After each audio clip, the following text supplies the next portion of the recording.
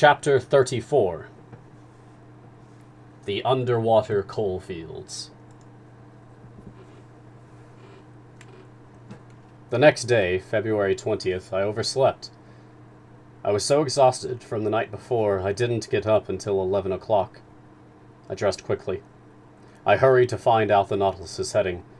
The instruments indicated that it was running southward at a speed of 20 miles per hour and a depth of 100 meters. Conseil entered. I described our nocturnal excursion to him, and since the panels were open, he could still catch a glimpse of this submerged continent. In fact, the Nautilus was skimming only 10 meters over the soil of these Atlantis plains. The ship scudded along like an air balloon borne by the wind over some prairie on land. But it would be more accurate to say that we sat in the lounge, as if we were riding in a coach on an express train. As for the foregrounds passing before our eyes, they were fantastically carved rocks, forests of trees that had crossed over from the vegetable kingdom into the mineral kingdom, their motionless silhouettes sprawling beneath the waves. There, also, were stony masses buried beneath carpets of excedia and sea anemone, bristling with long, vertical water plants, then strangely contoured blocks of lava that testified to all the fury of those plutonic developments. While this bizarre scenery was glittering under our electric beams, I told Conseil the story of the Atlanteans, who had inspired the old French scientist Jean Bailly to write so many entertaining, albeit utterly fictitious, pages. Editor's note: Bailly believed that Atlantis was located at the North Pole. I told the lad about the wars of these heroic people. I discussed the question of Atlantis with the fervor of a man who no longer had any doubts. But Conseil was so distracted he barely heard me, and his lack of interest in any commentary on this historical topic was soon explained. In essence, numerous fish had caught his eye, and when fish pass by, Conseil vanishes into his world of classifying and leaves real life behind, in which case I could only tag along and resume our ichthyological research. Even so, these Atlantic fish were not noticeably different from those we had observed earlier.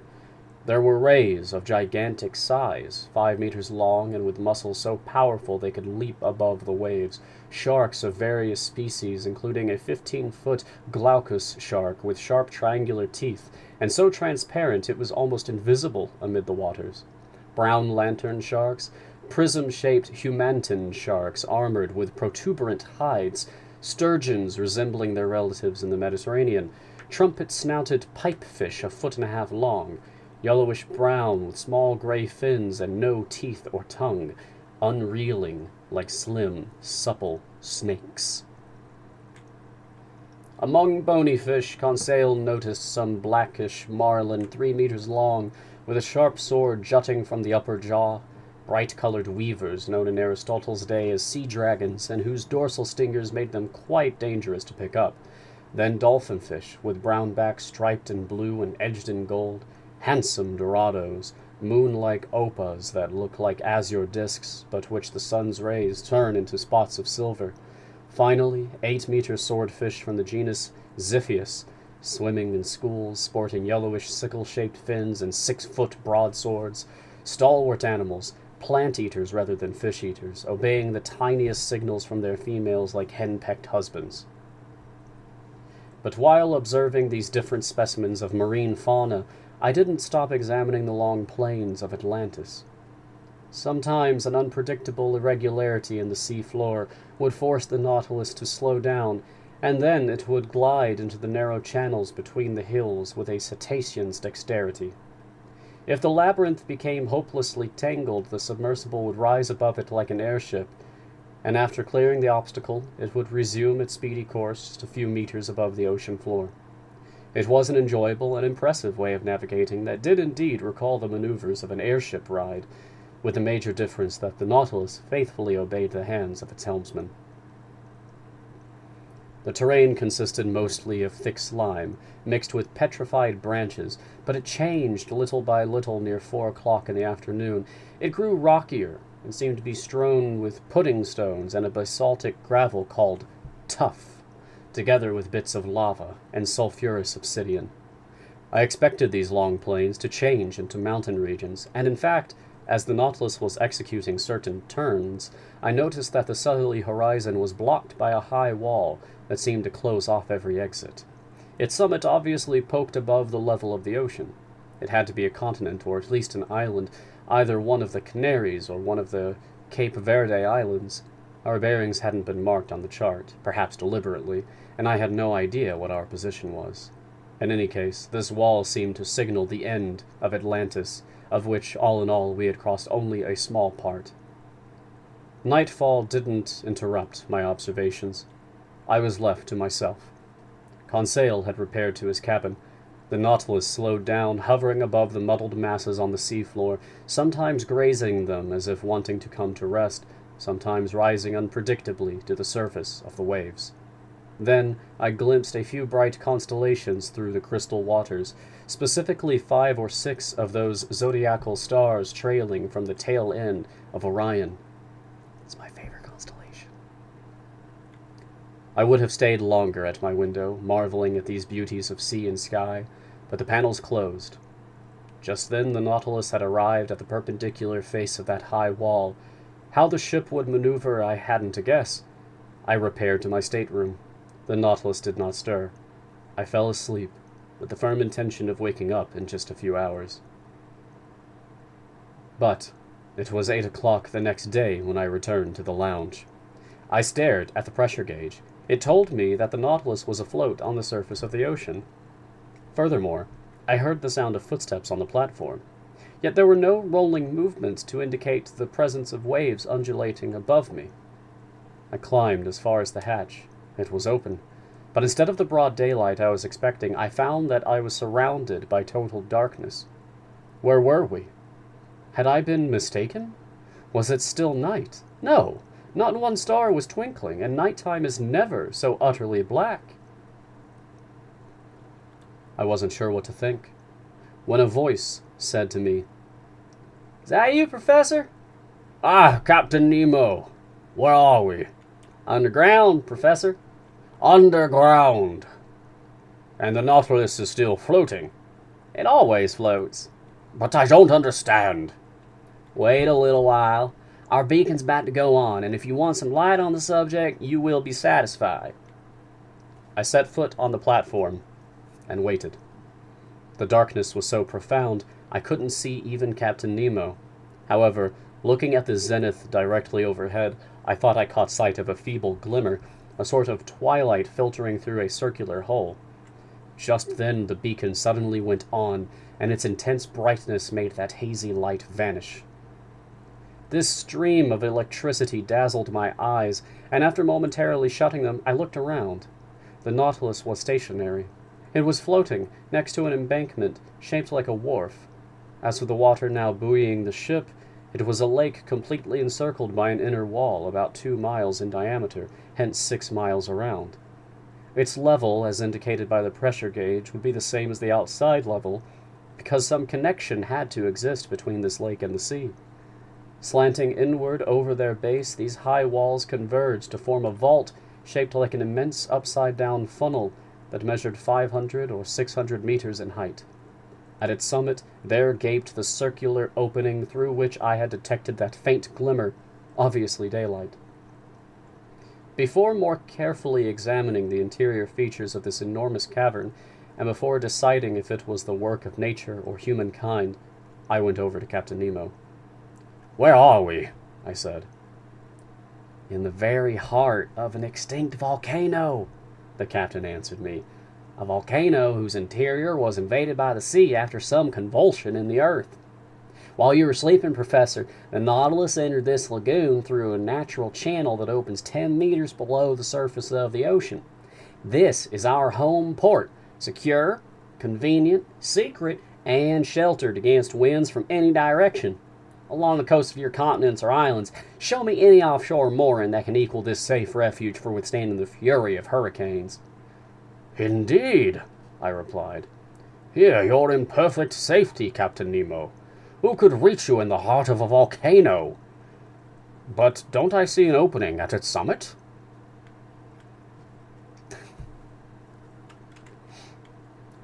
Indeed. Oh, wait. Did that one. Sorry, I got distracted. Yes, it's a crater formerly filled with lava, steam, and flames, but which now lets in this life-giving air we're breathing. But which volcanic mountain is this? I asked. It's one of the many islets with which this sea is strewn. For ships, a mere reef. For us, an immense cavern. I discovered it by chance, and chance served me well. But couldn't someone enter through the mouth of its crater? No more than I could exit through it.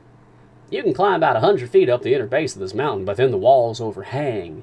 They lean too far in to be scaled. I can see, Captain, that nature is your obedient servant, any time or any place. You're safe on this lake, and nobody else can visit its waters. But what's the purpose of this refuge? The Nautilus doesn't need a harbor. No, Professor, but it needs electricity to run. Batteries to generate its electricity, sodium to feed its batteries, coal to make its sodium, and coal fields from which to dig its coal. Now then, right at this spot, the sea covers entire forests that sank underwater in prehistoric times. Today, turned to stone, transformed into carbon fuel, they offer me inexhaustible coal mines.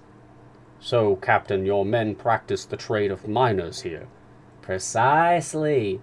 These mines extend under the waves like the coal fields at Newcastle. Here, dressed in diving suits, pick and mattock in hand, my men go out and dig this carbon fuel for which I don't need a single mine on land. When I burn this combustible to produce sodium, the smoke escaping from the mountain's crater gives it the appearance of a still active volcano. And will we see your companions at work? No, at least not this time, because I'm eager to continue our underwater tour of the world. Accordingly, I'll rest content with drawing on my reserve stock of sodium. We'll stay here long enough to load it on board, in other words, a single work day, and then we'll resume our voyage. So, Professor Aronnax, if you'd like to explore this cavern and circle its lagoon, seize the day. I thanked the captain, and went to look for my two companions, who hadn't yet left their cabin. I invited them to follow me, not telling them where we were. They climbed onto the platform. Conseil, whom nothing could startle, saw it as a perfectly natural thing to fall asleep under the waves and wake up under a mountain. But Ned Land had no idea in his head other than to see if this cavern offered some way out. After breakfast, near 10 o'clock, we went down onto the embankment. So here we are, back on shore, Conseil said. I'd hardly call this shore, the Canadian replied. Besides, we aren't on it, but under it. A sandy beach unfolded before us, measuring 500 feet at its widest point between the waters of the lake and the foot of the mountain's walls. Via this strand, you could easily circle the lake, but the base of these high walls consisted of broken soil over which there lay picturesque piles of volcanic blocks and enormous pumice stones. All these crumbling masses were covered with an enamel polished by the action of underground fires, and they glistened under the stream of electric light from our beacon. Stirred up by our footsteps, the mica-rich dust on this beach flew into the air like a cloud of sparks. The ground rose appreciably as it moved away from the sand flats by the waves, and we soon arrived at some long, winding gradients, genuinely steep paths that allowed us to climb little by little, but we had to tread cautiously in the midst of pudding stones that weren't cemented together, and our feet kept skidding on glassy trachyte made of feldspar and quartz crystals. The volcanic nature of this enormous pit was apparent all around us. I ventured to comment on it to my companions.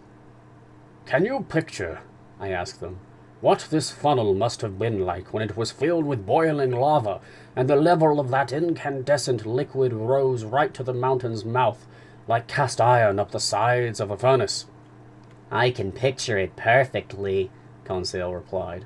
But will Master tell me why this huge smelter suspended operations, and how it is that an oven was replaced by the tranquil waters of a lake?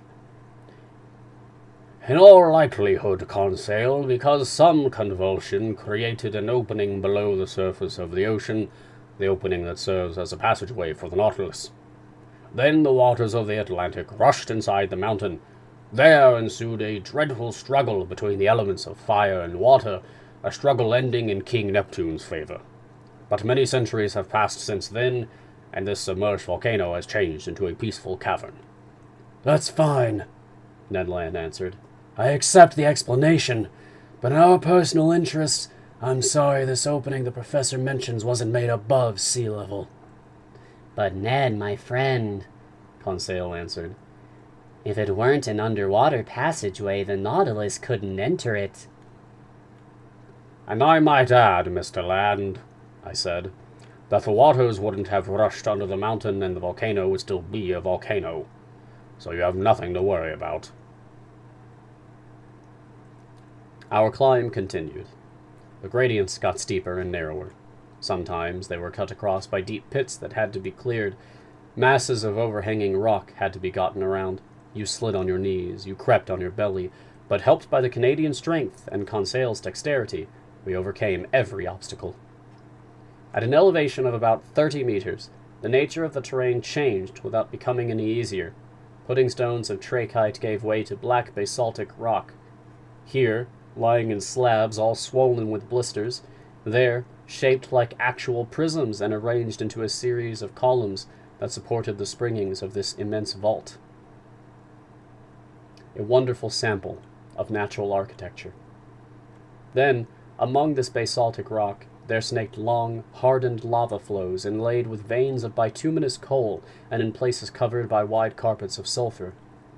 The sunshine coming through the crater had grown stronger, shedding a hazy light over all the volcanic waste buried forever in the heart of this extinct mountain. But when we had ascended to an elevation of about 250 feet, we were stopped by insurmountable obstacles. The converging inside walls changed into overhangs, and our climb into a circular stroll. At this topmost level, the vegetable kingdom began to challenge the mineral kingdom. Shrubs and even a few trees emerged from crevices in the walls.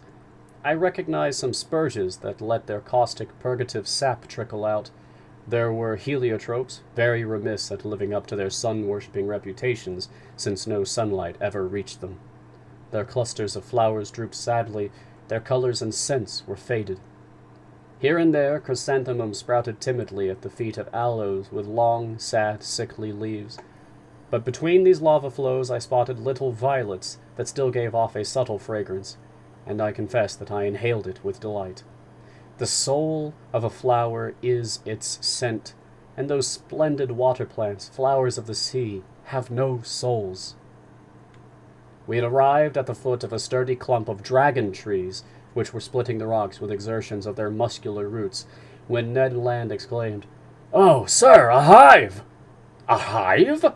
I answered with a gesture of utter disbelief. "Yes, a hive," the Canadian repeated, "with bees buzzing around."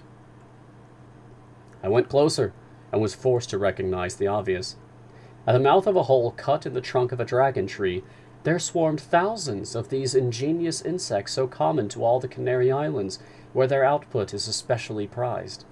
Naturally enough, the Canadian wanted to lay in a supply of honey, and it would have been ill-mannered of me to say no. He mixed sulfur with some dry leaves, set them on fire with a spark from his tinderbox, and proceeded to smoke the bees out. Little by little, the buzzing died down, and the disemboweled hive yielded several pounds of sweet honey. Ned Land stuffed his haversack with it. When I've mixed this honey with our breadfruit batter," he told us, "I'll be ready to serve you a delectable piece of cake." But of course, Conseil put in, it will be gingerbread. "I'm all for gingerbread," I said, "but let's resume this fascinating stroll." At certain turns in the trail we were going along, the lake appeared in its full expanse. The ship's beacon lit up that whole placid surface, which experienced neither ripples nor undulations. The Nautilus lay perfectly still. On its platform and on the embankment, crewmen were bustling around, black shadows that stood out clearly in the midst of the luminous air. Just then, we went around the highest ridge of these rocky foothills that supported the vault. Then I saw that bees weren't the animal kingdom's only representatives inside this volcano. Here, and in the shadows, birds of prey soared and whirled, flying away from nests perched on tips of rock. There were sparrowhawks, with white bellies and screeching kestrels. With all the speed their stilt-like legs could muster, Fine, fat bustards scampered over the slopes. I'll let the reader decide whether the Canadian's appetite was aroused by the sight of this tasty game, and whether he regretted having no rifle in his hands. He tried to make stones do the work of bullets, and after several fruitless attempts he managed to wound one of these magnificent bustards. To say he risked his life 20 times in order to capture this bird is simply the unadulterated truth. But he fared so well, the animal went into his sack to join the honeycombs. By then, we were forced to go back down to the beach, because the ridge had become impossible. Above us, the yawning crater looked like the wide mouth of a well. From where we stood, the sky was pretty easy to see, and I watched clouds race by, disheveled by the west wind, letting tatters of mist trail over the mountain's summit. Proof positive that those clouds kept at a moderate altitude, because this volcano didn't rise more than 1,800 feet above the level of the ocean. Half an hour after the Canadians' latest exploits, we were back on the inner beach. There the local flora was represented by a wide carpet of samphire, a small umbelliferous plant that keeps quite nicely, which also boasts the names glasswort, saxifrage, and sea fennel. Conseil picked a couple bunches. As for the local fauna, it included thousands of crustaceans of every type: lobsters, hermit crabs, prawns, mysid shrimps, daddy longlegs, rock crabs, and a prodigious number of seashells, such as cowries, murex snails, and limpets. In this locality there gaped the mouth of a magnificent cave. My companions and I took great pleasure in stretching out in its fine-grained sand. Fire had polished the sparkling enamel of its inner walls, sprinkled all over with mica-rich dust.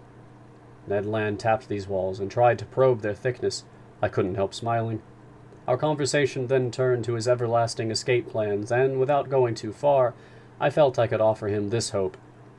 Captain Nemo had gone down south only to replenish his sodium supplies, so I hoped he would now hug the coast of Europe and America, which would allow the Canadian to try again with a greater chance of success. We were stretched out in this delightful cave for an hour. Our conversation, lively at the outset, then languished. A definite drowsiness overcame us. Since I saw no good reason to resist the call of sleep, I fell into a heavy doze. I dreamed. One doesn't choose his dreams. That my life had been reduced to the vegetating existence of a simple mollusk. It seemed to me that this cave made up my double-valved shell. Suddenly, Conseil's voice startled me awake. "Get up! Get up!" shouted the fine lad. What is it?" I asked, in a sitting position. "The water's coming up to us." I got back on my feet. Like a torrent, the sea was rushing into our retreat, and since we definitely were not mollusks, we had to clear out. In a few seconds, we were safe on top of the cave. "What happened?" Conseil asked. "Some new phenomenon?" "Not quite, my friends," I replied. "It was the tide, merely the tide, which well nigh caught us by surprise, just as it did Sir Walter Scott's hero. The ocean outside is rising, and by a perfectly natural law of balance, the level of this lake is also rising. We've gotten off with a mild dunking. Let's go change clothes on the Nautilus." 3/4 of an hour later, we had completed our circular stroll, and were back on board. Just then the crewmen finished loading the sodium supplies, and the Nautilus could have departed immediately, but Captain Nemo gave no orders. Would he wait for nightfall, and exit through his underwater passageway in secrecy? Perhaps. Be that as it may, by the next day the Nautilus had left its home port, and was navigating well out from any shore, a few meters beneath the waves of the Atlantic. End of chapter 34.